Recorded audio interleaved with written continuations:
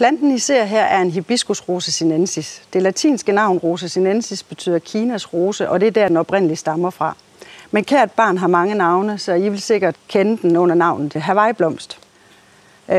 Planterne kan købes fra februar til oktober, og igennem målrettet krydsning og forædling er det i dag lykkes at have plantetyper inden for hibiscus, hvor at den enkelte blomst holder mellem 3 og 6 dage, hvor den traditioneltvis kun holdt en enkelt dag.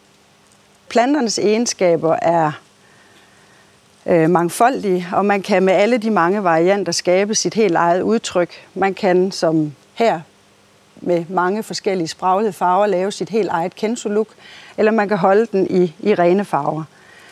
Planten har traditionelt været brugt som en stueplante på vores breddegrader, men igennem den målrettede udvikling er det en fantastisk udplantningsplante. Den kan plantes ud fra starten af juni og stå helt indtil frosten tager den i oktober-november måned.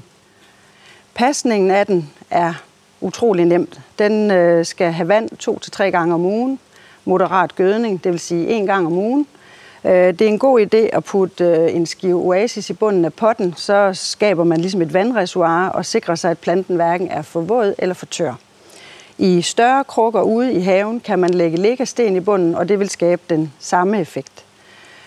Vi håber, at du vil få rigtig meget glæde af dine planter på terrassen, på altanen, i stuevinduet. Rigtig god fornøjelse med dine hibiscus.